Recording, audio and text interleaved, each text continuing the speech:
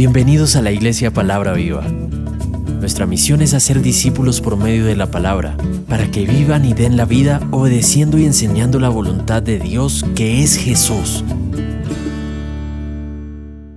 Lucas capítulo 11, versículo 1 en adelante. Aconteció que estaba Jesús orando en un lugar, y cuando terminó, uno de sus discípulos le dijo: Señor, enséñanos a orar como también Juan enseñó a sus discípulos. Y les dijo: cuando oréis, decid: Padre nuestro que estás en los cielos, santificado sea tu nombre, venga tu reino, hágase tu voluntad como en el cielo, así también en la tierra. El pan de cada día dánoslo hoy, y perdónanos nuestros pecados, porque también nosotros a todos los que nos deben. Y no nos metas en tentación, mas líbranos del mal.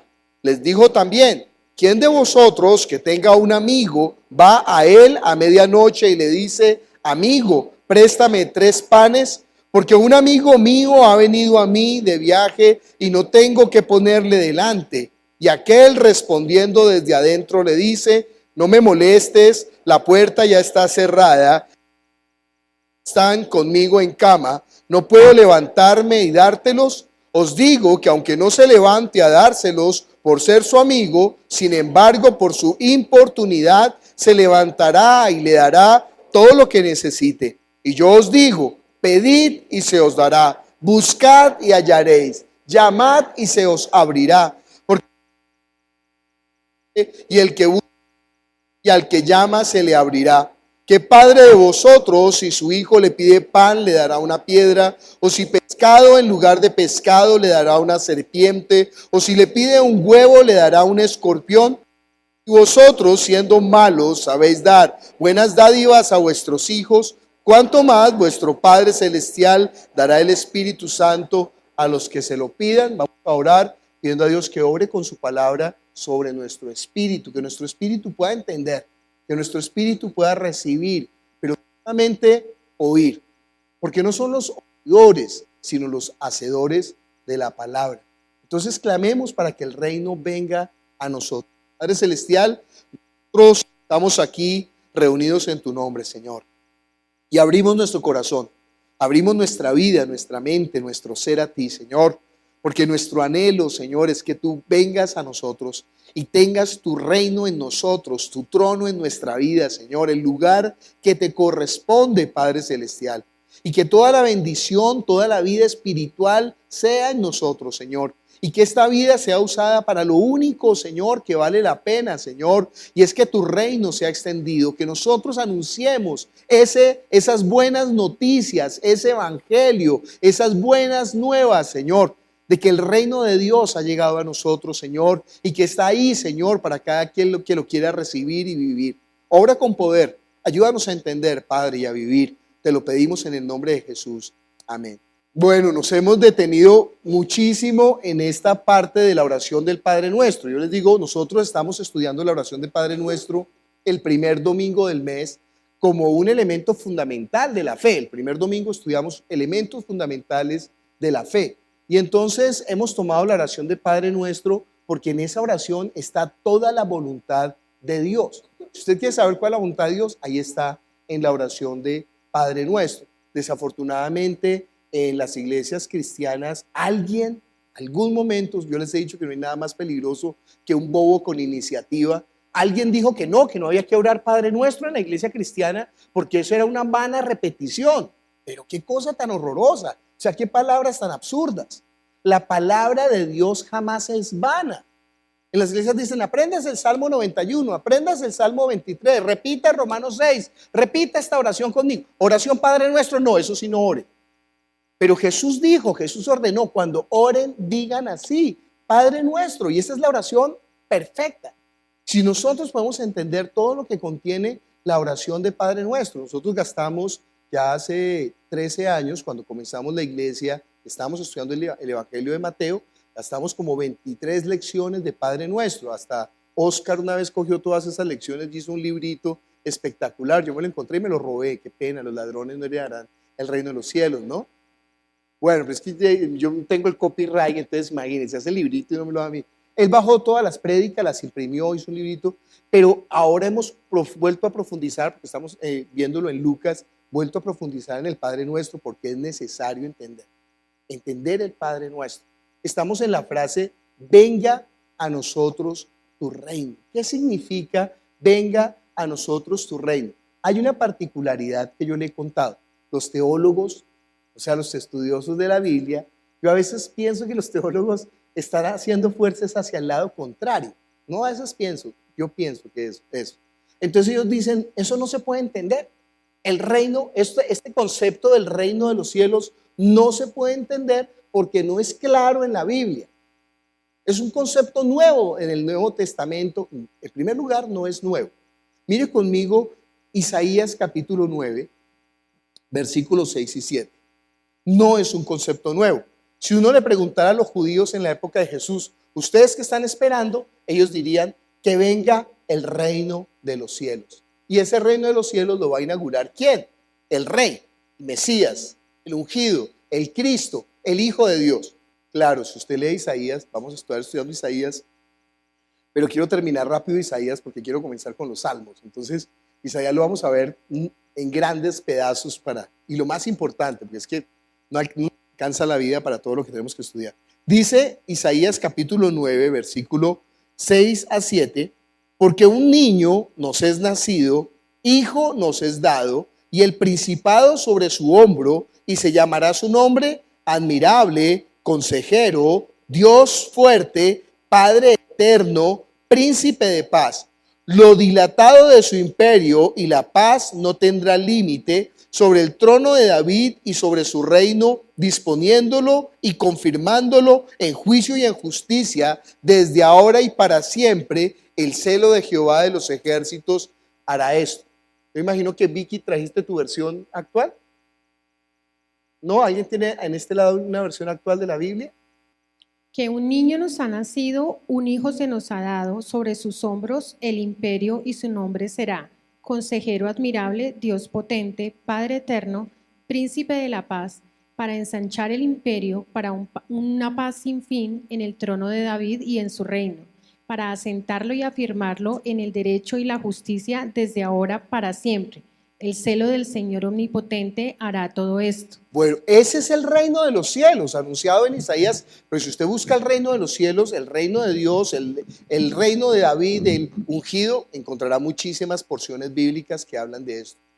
O sea, en el Antiguo Testamento está lleno, ya lo habíamos visto, pero hoy estaba repasando para que entendamos. En el Antiguo Testamento el concepto de, si uno pensara, un resumen del Antiguo Testamento es, el resumen del Antiguo Testamento, el resumen del Antiguo Testamento es, Dios ha prometido un rey que va a venir a establecer su voluntad en medio de los hombres. Ese rey es el Mesías, ese niño que nos va a ser dado. Mire conmigo Lucas capítulo 1, versículo 31. Le estoy mostrando que esto no es un concepto raro, como dicen los teólogos. No, es un concepto ultra, recontra, requete, que reconocido por el pueblo de Israel. Tanto que hoy en día los que no han creído en Jesús, los judíos que no han creído en Jesús, los judíos ortodoxos, están esperando al Mesías. Están esperando ese reino de los cielos. Lucas capítulo 1, versículo 31 al 33. Dice, y ahora concebirás en tu vientre y darás a luz un hijo y llamarás su nombre Jesús. ¿Se acuerda? Porque un niño nos es dado. Dice, este será grande y el principado sobre su hombro y su reino no tendrá fin. Dice, este será grande y será llamado ¿qué? Hijo del Altísimo. El Señor Dios le dará el trono de David su padre y reinará sobre la casa de Jacob para siempre y su reino no tendrá fin.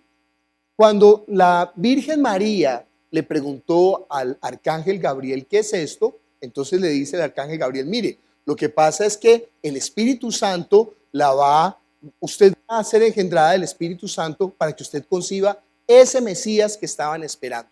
¿Se acuerda? Y claro, la Virgen María entiende eso. Ustedes después leen la casa Lucas y se va a dar cuenta que ella entiende eso, que los papás de Juan el Bautista entienden eso, que toda la gente, Ana y ¿cómo se llama? El hombre que va al templo a verlo, Simeón, ellos entienden que el que está ahí es ¿quién? El Mesías, el rey, llegó el rey. Dice, no, mejor dicho, dice, ahora puedo morir en paz, porque mis ojos han visto la salvación de Israel. El rey que estaba prometido por todo el Antiguo Testamento. Ay, que los teólogos no mientan más. Esto es un asunto demasiado evidente en la Biblia. Mire también Juan el Bautista, cuando empieza su ministerio, empieza a anunciar eso. Mateo capítulo 3. Yo trato de hacer siempre la introducción y entonces en la introducción me como todo el tiempo y no alcanzo a llegar a la prédica. Pero es que si no nos contextualizamos, pues no entendemos. Mateo capítulo 3, ¿de qué se trata la vida de fe? Usted de pronto que viene hoy por primera vez, ¿de qué se trata la vida de fe? Pues la vida de fe se trata en entender que lo que Dios prometió por miles de años se cumplió en Jesucristo y que Él es el Rey. Y que si usted lo permite venir a su vida y usted le dice, entra en mi vida, obra en mi vida, toma tu sentido en mi vida, entonces la voluntad de Dios, esa es la bendición, esa es la vida eterna, va a ser derramada sobre usted. Y usted va a tener la paz, el gozo y la plenitud de la existencia. ¿No quiere eso? ¿Entiende por qué es una buena noticia? ¿Entiende por qué es una buena nueva? Eso es lo que significa la palabra evangelio. Buena noticia. Que usted puede ser parte del reino de Dios. No solamente como súbdito, sino como coheredero, como hijo de Dios. Dice la Biblia, a los que le recibieron, a los que creen en su nombre, les dio la potestad de ser hechos hijos de Dios. ¿Cómo rechazar eso? Hay que ser demasiado, es que yo no sé si utilizar la palabra tonto porque me regañan tanto, no quiero cerrar mi Facebook, pero es que yo me divierto demasiado, ¿sí? Pero me dicen, no utilice la palabra tonto, no utilice la palabra imbécil, y entonces yo soy como Bart Simpson que busco groserías en la Biblia para decirlas. Es que la palabra imbécil está en la Biblia, y Jesús les dice varias veces a los fariseos, imbéciles, ¿no entendieron? Tontos, ¿no entendieron? Necios, ¿no entendieron? Brutos, ¿no entendieron? ¿Y qué es lo que no entendieron? Él les dice brutos, porque ¿cómo es posible que viene el rey que ellos estaban esperando, que viene la bendición y ellos no la reciben? Lo que estaban anhelando, lo que estaban deseando y no lo reciben. ¿Sabe por qué no lo reciben? Porque no es a la manera de ellos, porque no es como ellos quieren. Y lo siento, si Él es el rey, no es como nosotros queremos, es como Él dice que tiene que ser. Pero indudablemente en sus alas trae salvación. Cuando Él viene a la vida, todo es transformado. La luz que Él trae a nuestro interior, como decía el ministro de culto, la plenitud de nuestra existencia. Entonces, de eso era lo que estaba esperando. Estábamos leyendo Mateo, estamos hablando de Juan el Bautista. Mateo capítulo 3, versículo 1 y 2. En aquellos días vino Juan el Bautista predicando en el desierto de Judea. Juan el Bautista es el último de los profetas. El último de los profetas. Todo el tiempo Dios ha estado enviando profetas para decir, oiga, acuérdense que yo voy a enviar al rey, que yo voy a enviar al rey. Y el último profeta es él. ¿Por qué? Porque él es el que dice, mire, él es. Él es el que lo señala. Claro, Isaías no lo podía señalar porque estábamos leyendo Isaías 750 años antes. Daniel no lo podía señalar porque son 500 años antes. Malaquías no lo podía señalar porque son 400 años antes. Pero el último profeta, que es Juan el Bautista, es contemporáneo de Jesús, aunque muere antes que Jesús. Por eso es el último de los profetas. Pero él dice, Él es el Cordero de Dios. Él es el Hijo de Dios. Él es el Rey de Israel. Es el que trae la paz. Él es nuestra bendición. En aquel Juan el Bautista predicando en el desierto de Judea diciendo, arrepentíos porque el reino de los cielos se ha acercado. Versículo 11, yo a la verdad os bautizo en agua para arrepentimiento, pero el que viene tras mí, cuyo calzado yo no soy digno de llevar, es más poderoso que yo. Él os bautizará en Espíritu Santo y fuego. Ojo, no es con Espíritu Santo que es fuego. No se confunda. Es Espíritu Santo y fuego. Son dos bautizos. o un bautizo de Espíritu Santo, o sea que Dios viene a morar en usted, el reino de los cielos llega a usted, o fuego, que es juicio de destrucción. Algunas personas en la iglesia, envía tu fuego, ¿verdad?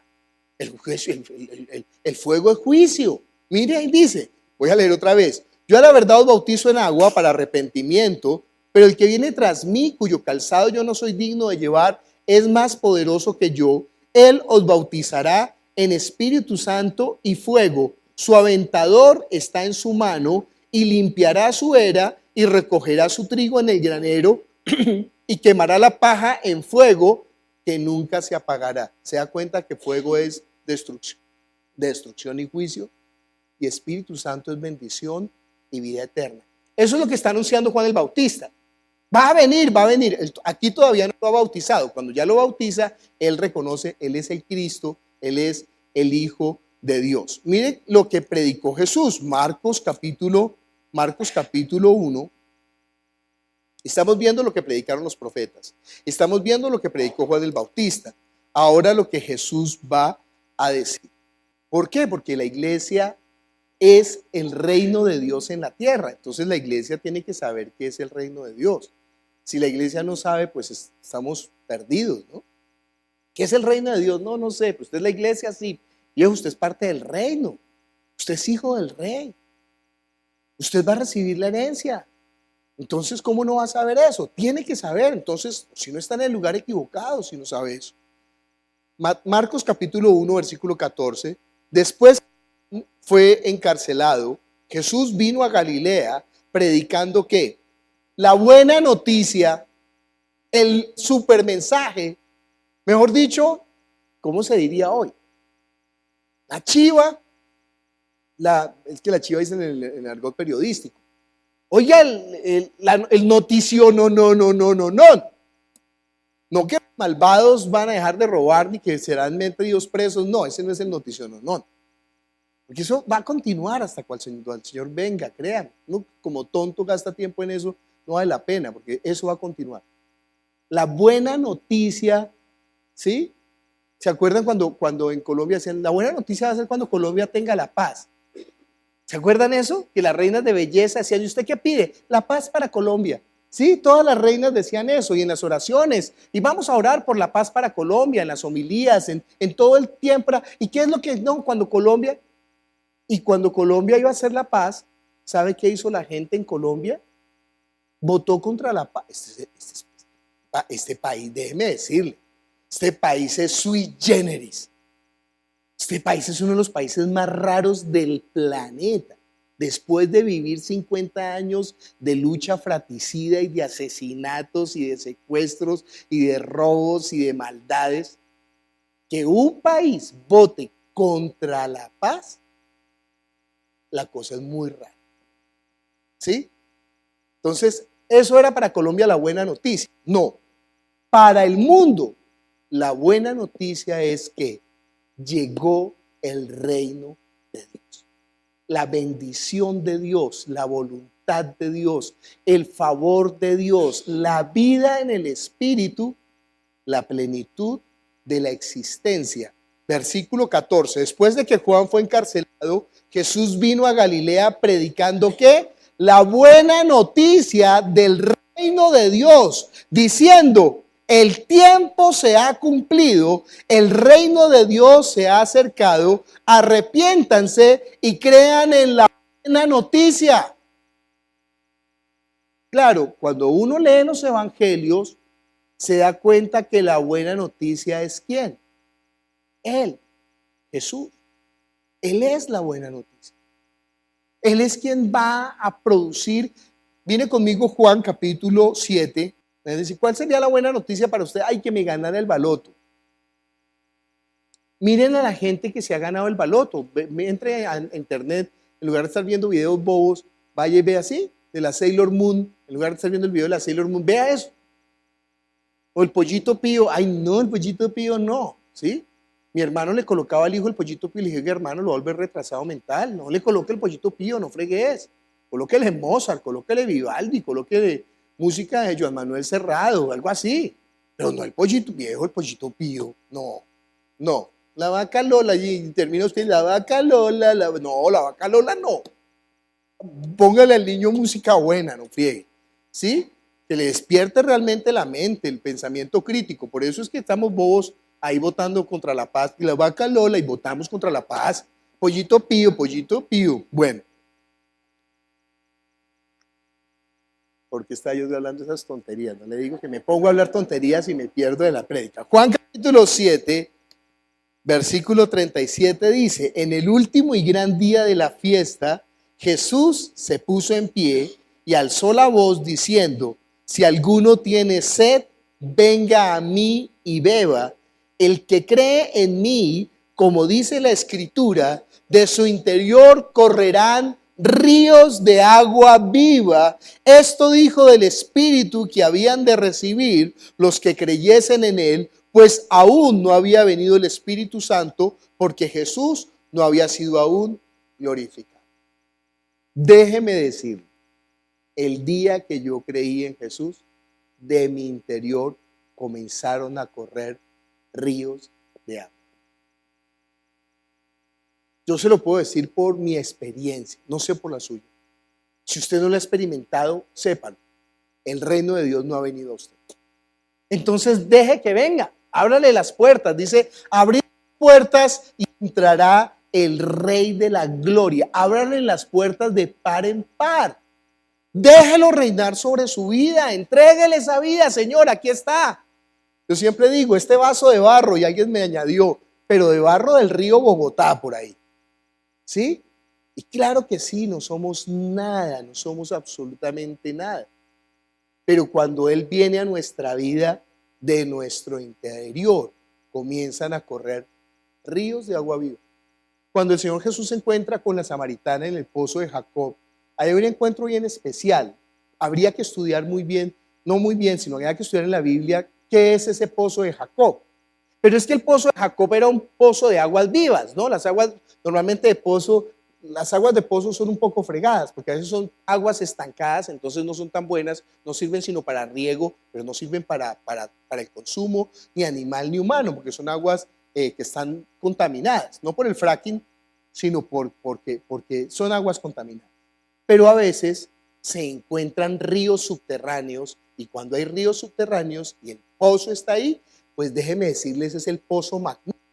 Jacob había cavado ese pozo y había encontrado ese pozo de aguas vivas. Por eso llaman aguas muertas de aguas vivas. Pero resulta que los enemigos del pueblo de Israel, los enemigos de Jacob, les dio rabia porque los ganados de él consumían esas aguas y prosperaba. ¿Sabe qué hicieron los enemigos? Le echaron basura al pozo, le echaron piedras y volvieron a cegar los pozos. Ay, que a usted no le pase eso. Que el enemigo no ciegue su vida de fe. Yo me preocupo por la gente de la iglesia cuando veo que su semblante decae, cuando veo que dejan de venir, cuando yo digo, ay, entonces yo, ¿qué hubo, hermano? Ánimo, pilas, no. Desde como en el principio, como en el primer amor, oiga, vuélvase a él. No deje que el enemigo le tape, le eche mugre. Y ese mugre es tan sencillo porque ese mugre se lo puede echar hasta la persona que más ama, hasta su pareja. Ay, yo no vuelvo a la iglesia porque usted no cambia. ¿Y usted qué le importa que no cambie usted? Cambie usted. Cambie usted. Usted no puede gobernar sobre la vida de nadie, entiéndalo. Difícilmente logramos sobre nuestra propia vida. Entonces, pero nosotros sí podemos sobre nuestra propia vida. ¿Qué hacemos? Nuestra vida la arrodillamos. Y aunque nadie nos siga, por eso dice la Biblia, el que no deja padre y madre. Aunque nadie nos siga, nosotros le seguiremos pegados ahí. Pero ojo, esa vida de fe tiene comienzo, pero no debe tener final. Si tiene final la vida eterna, es la muerte eterna. Entonces nosotros debemos de comenzar, trastabillamos. Me encanta que en Isaías dice, por torpe que sea, no saldrá del camino. Porque Él nos acompañará, Él estará con nosotros. Tenemos las luchas, las pruebas, las circunstancias, batallamos contra nosotros mismos, contra nuestros vicios, contra nuestras debilidades, contra nuestro pecado, contra nuestras tonterías. Pero si permanecemos en Él, Él ha prometido limpiarnos para que llevemos fruto y nuestro fruto permanezca. Esa es la clave de la vida de fe. chilingueando. Chilingueando es una expresión en Colombia, que no es grosería, significa fallando, titubeando, pero agarrados de él es la roca. Yo le dije, ¿no?, que la verdad significa asa, entonces dice, asidos de la palabra de verdad, agarrados de la verdad. Asa es esa manija que uno se agarra. Me encantan las viejitas cuando se suben a los carros. ¿Qué hacen ellas? Lo primero que hacen es que se agarran de eso. Ellas piensan que si se agarran de ahí el carro no se va a volcar. Entonces, abuelita, no se suelte de ahí porque si no se vuelca el carro. Y ella ahí agarra linda, ¿sí? Eso significa la palabra verdad, asa. Nosotros estamos agarrados de la verdad que es Cristo y no nos soltamos, y eso nos ayuda a permanecer firmes hasta el fin. Nosotros hemos de permanecer asidos de esa palabra de verdad. Lucas capítulo 4, versículo 43. El título es Jesús recorre Galilea predicando. Versículo 42. Cuando ya era de día, salió y se fue a un lugar desierto, y la gente le buscaba y llegaba a donde estaba, le detenía para que no se fuera de ellos. Pero él les dijo, es necesario que también a otras ciudades anuncie el evangelio, la buena noticia del reino de Dios, porque para esto he sido enviado. Y predicaba en las sinagogas de Galilea. Ayer me escribió un señor y me dijo, pastor, usted está usando la iglesia para otras cosas, que no es para predicar el evangelio del reino. Y yo le dije, no. Desde el púlpito y el día del Señor, en palabra viva, solamente predicamos el evangelio del reino de los cielos. Si no, mire las prédicas. Nadie, el más torpe, bueno, hubo una persona que no, pero el más torpe que se ha parado aquí siempre ha predicado el evangelio del reino de los cielos. Pero, claro, abrimos unos espacios paralelos que no son el día del Señor, que no es desde el púlpito, para otras cosas, ¿sí? Por ejemplo, recordarle a los papás, ay, papás, cuiden a sus hijos, guárdenlos. Esa charla es, hable con ellos, guárdenlos, cuiden. Usted no sabe, yo no sé por qué los papás son tan laxos con los hijos, cómo son tan descuidados con los hijos. Yo soy como un tonto, porque yo estoy, por ejemplo, en el seminario y veo a los hijos llegar tarde y que andan en otras cosas y digo, ay, pero el papá cómo no se da cuenta. Y veo también que los hijos dejan de venir a la iglesia y digo, ay, pero los papás cómo no se dan cuenta. Y veo que están metidos en rollos y yo digo, pero los papás, sí, uno hasta se da cuenta cuando los hijos andan en drogas, en otras cosas, uno se da cuenta. Si yo me doy cuenta desde aquí viéndolos una vez a la semana, su merced que está ahí pegado, ¿cómo no se da cuenta? ¿Cómo no cuida a sus hijos? Pero bueno, eso es ya el asunto suyo. Entonces abrimos esos espacios paralelos. Pero el día del Señor, solamente predicamos el evangelio del reino de los cielos. Que no se digan mentiras de palabra viva, que eso es lo que nosotros hacemos. Mire Mateo capítulo 6, 31 al 34. Dice, no os afanéis pues diciendo qué comeremos o qué beberemos o qué vestiremos. Esas son las prédicas humanistas. Nosotros hablamos del humanismo, hablamos en ese sentido del humanismo. Hablamos que el humanismo es unos discursos motivacionales para que usted esté contento sobre qué comerá, qué vestirá, qué casa va a tener, qué carro va a tener, qué bienes en este mundo va a tener. Pero dice, porque los a Dios, o sea, los gentiles, buscan todas estas cosas, pero vuestro Padre Celestial sabe que tenéis necesidad de todas estas cosas. Mas buscad primeramente el reino de Dios y su justicia, y todas estas cosas os serán añadidas. Así que no os afanéis por el día de mañana, porque el día de mañana traerá su propio afán. Baste a cada día su propio mal. ¿Qué tenemos que buscar nosotros? Pues primeramente el reino de Dios y su justicia. Eso es lo importante, eso es lo vital, eso es lo clave, eso es lo más relevante. ¿Qué tan importante es ese reino de Dios y su justicia? Mire conmigo Lucas capítulo 9. Voy a decirles qué envió a los discípulos a predicar. Lo importante. Lucas 9, del 1 al 2. Habiendo reunido a sus 12 discípulos, les dio poder y autoridad sobre los demonios para sanar enfermedades y los envió a predicar el reino de Dios y a sanar a los enfermos. Versículo 6. Y saliendo, pasaban por todas las aldeas anunciando que la buena noticia y sanando por todas partes. La buena noticia que el rey llegó. El rey ha venido. Ábrale las puertas. Déjelo entrar en su vida. Entréguele el primer lugar en su existencia, la razón de su existencia. Entréguesela a Dios. No son los hijos, no son la esposa. Es más, Jesús dice de una manera dura, el que pone a su esposa, a sus hijos o a sus padres, ni qué hablar del trabajo o el dinero o los vicios por encima de mí, ¿qué? No es digno de mí. Porque usted entiende que lo mejor que usted puede entregarle a su esposa, a sus hijos o a sus padres es que Dios ocupe el primer lugar en su vida. Jesús ocupe el primer lugar. Créame. De nada sirve que usted se desgañite dándole a sus hijos el primer lugar, la mejor universidad, el mejor colegio. La hija del dueño de Samsung vivía, después de haber estudiado en las mejores universidades del mundo, vivía en un penthouse en el Central Park de Nueva York. Y un día, pues se tiró por el balcón. ¿Por qué? Porque la vida no tenía sentido. De nada. No le estoy echando vainas a usted, claro que le estoy echando vainas. De nada sirve al hombre ganar el mundo y perder su alma. Lo mejor, usted que ama tanto a sus hijillos, bueno, al gato, es que ahora como es millennial, nada más al gato y no tienen hijos. Bueno, sí, dice un anuncio a los millennials, por favor, déjele un mejor mundo a sus gatos y a sus perros, vote bien. ¿Sí? Vote bien, al menos para que el país sí piense en sus hijos. ¿Sí? ¿Por qué no al fracking? Pues por el agua. ¿Por qué no a la minería? Pues por los recursos, por el agua. Por eso no. Porque queremos tener un país mejor, de verdad. Usted va a comer mercurio.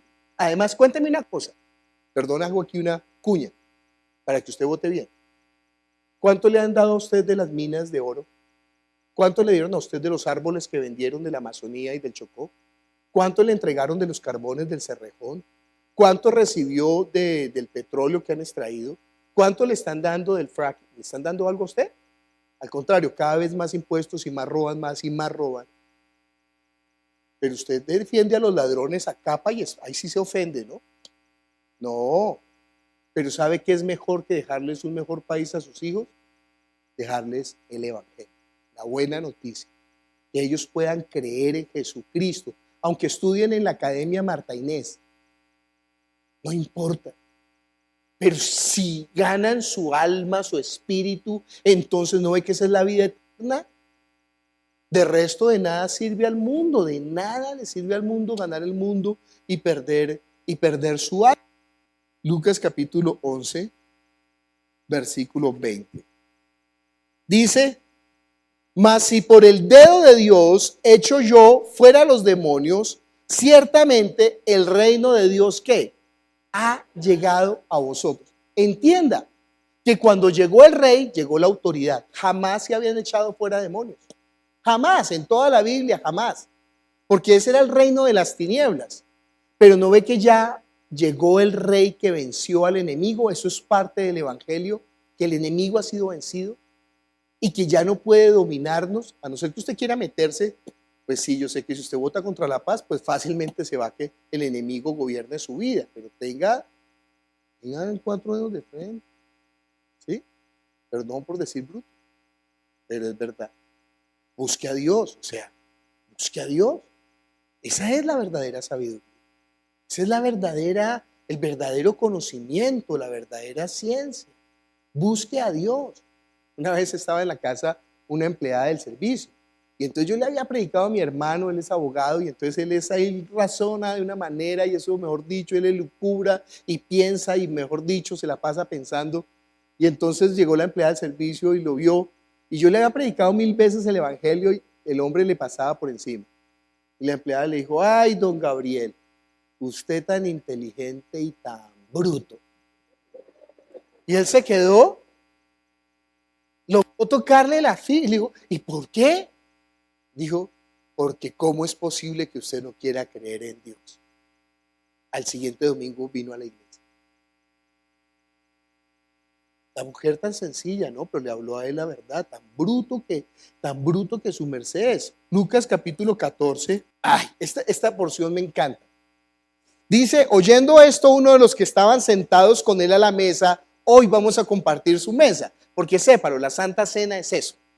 La Santa Cena es la declaración de la iglesia que se ha sentado en la mesa del rey a compartir su reino, creyendo que la sangre limpió nuestros pecados y nos ha hecho dignos, nos ha hecho merecedores. Cuando éramos indignos, Él nos hizo dignos porque Él pagó, nos limpió, nos restauró. Eso es la sangre. Esa es la copa, eso es lo que simboliza la copa. Nosotros tomamos la copa, por eso es que los que toman chinchín dicen salud. Sí, salud. Pero es recordando eso, porque es nuestra salud. Ahora sale de la iglesia a tomar trago, ¿no? Es que el pastor dijo que chinchín. No, yo estoy hablando aquí, ¿sí? Entonces, salud de verdad. Nosotros celebramos, nos libró, nos compró, nos restauró, nos sanó, nos limpió. Somos dignos, no por nosotros mismos, Él nos hizo dignos. Para eso es la sangre, para pagar por los... En algunos lugares dicen, no, usted no puede tomar la sangre porque usted es pecador. Pues dígale, pastor, no sea bruto. Perdón por decir bruto, pero es bruto. Pastor, no sea bruto, la sangre es para los pecadores, viejo. Para eso fue la sangre, para pagar por nuestros pecados. No, usted no puede tomar de la cena, viejo, al contrario. Entonces usted es el que no está discerniendo el cuerpo y la sangre de Jesús. Entonces usted es el que está tomando juicio para sí, porque usted no cree que el juicio de nosotros fue quitado porque Él pagó por nuestros pecados. Esa sangre es preciosa y la bebemos con toda ansiedad, con toda frugalidad, con todo anhelo, con gracias. Cuando yo tomo esa copita me acuerdo y digo, gracias. O sea, yo tomo esa copa y se vuelve como miel en mi boca. Yo, gracias, tú me perdonaste. Y el cuerpo simboliza, el pan simboliza el cuerpo de Jesús que fue partido, rasgado, como ese velo que nos separaba del trono de la gracia. Y podemos acercarnos ahora confiadamente hasta el trono del Rey y llamarlo que Padre. Por eso celebramos la cena, Padre nuestro. Celebramos esa cena con todo gozo. Hoy celébrela, ¿no? Esos que estaban sentados en la mesa, dice, oyendo a uno de los que estaban sentados en la mesa, le dijo, bienaventurado el que coma pan en el reino de Dios. Porque, ojo, el reino de Dios llegó al mundo cuando Jesús aparece. Pero Jesús dice, me voy y voy a regresar. Y entonces, mientras vuelvo, ustedes esperen, pero ya el reino de Dios ha llegado a ustedes por medio del Espíritu Santo. Se da cuenta que no alcanzo a decir todo, pero bueno, haremos otra prédica del reino, no se preocupe. Dice, oyendo estas cosas, dijo, el que coma el pan en el reino de Dios. Entonces Jesús le dijo, un hombre hizo una gran cena y convidó a muchos. La hora de cenar envió voz a decir a los convidados, venid, que ya todo está preparado. Y a una comenzaron a excusarse. El primero dijo, he comprado una hacienda y necesito ir a verla, te ruego que me excuses. Perdón si usted está en la hacienda viendo la prédica, ¿no? Pero ¿qué es lo más importante? Usted entiende que mucha gente está diciendo, cuando me jubile voy a servirle a Dios. Cuando tenga un mejor empleo, cuando tenga tiempo, cuando mis hijos crezcan, cuando se gradúen, cuando termine de criar mis nietos. Perdón si le estoy echando vainas, ¿no? Ahí cabemos todos. Porque no ve que tenemos algo más urgente que el reino de los cielos. Claro, pues si usted votó contra la paz. ¿Entiende que no hay nada más importante? ¿Sabe por qué? Le voy a abrir los ojos. Porque usted puede morir ahora. Y lo más importante es la vida. Entonces usted tiene que darse cuenta qué es lo importante. He comprado una hacienda y entonces tengo que, te ruego ruego que me excuses. No fregues, tan decente, tan lindo. Dios, ¿tú entiendes? Dios no entiende eso.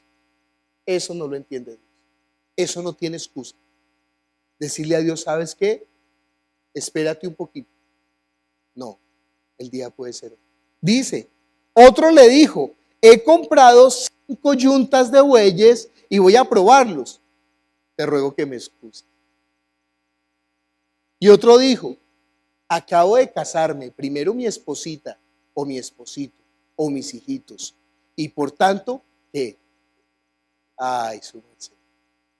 ¿Usted cree que Jesús no sabía? Por eso habla de esas parábolas. Vuelto el siervo hizo saber estas cosas a su señor. Entonces, ¿qué? Enojado, porque lo despreciamos. El padre de familia dijo a sus siervos, ve pronto a las plazas y a las calles de la ciudad y trae acá a los pobres, los mancos, los cojos y los ciegos, o sea, nosotros. Y dijo el siervo, Señor, se ha hecho como mandaste y aún queda lugar. Dijo el Señor al siervo, ve por los caminos y por los vallados, invítalos a entrar para que se llene mi casa. Eso es el evangelismo, forzar a la gente a entrar. Venga, hermano, entienda. Usted no lo quiere buscar, venga y le explico mejor. Venga y lo invito a almorzar desde el culto, a desayunar a esta hora. Porque os digo que ninguno de aquellos hombres que fueron convidados, yo voy a colocar un paréntesis ahí, y me rechazaron, no gustarán mi ser. ¿Usted entiende que es ese reino de los cielos? Es la bendición que Dios quiere darnos. Nosotros no podemos ser tan tontos y tan necios de rechazar. Hemos de aceptar esa cena. Hoy vamos a celebrar la cena del Señor recordando eso. ¿Qué? Los que estamos aquí con todos nuestros defectos, hemos aceptado eso. Precisamente porque reconocemos nuestros defectos, es que decimos necesitamos de tu sangre, necesitamos de tu obra en nuestra vida. Vamos a orar mientras nos disponemos para recibir la cena. Padre Celestial, nosotros te damos gracias por tu palabra, que es la verdad. Tu palabra es verdad, Señor. Ayúdanos a recibir la buena noticia, a no despreciarla, a no creerle al enemigo de que no es una buena noticia. Que Él no nos pueda engañar, Señor, que nosotros realmente tengamos el pensamiento crítico, analítico, cierto, lógico. Que nuestro corazón se abra para que el Rey venga a reinar en nuestra vida, Señor. Para que tu paz que sobrepasa todo entendimiento tome lugar, Señor. Para que nosotros no seamos engañados, Señor, por nuestra propia naturaleza, por el enemigo, por el mundo. Sino que por fin digamos, ven Rey, ven Salvador nuestro, ven, entra, toma tu lugar, Señor. Esa es la buena noticia, la vida en abundante, los ríos de agua viva que corran de nuestro interior. Porque todo aquel que viene a lo echa fuera. Gracias.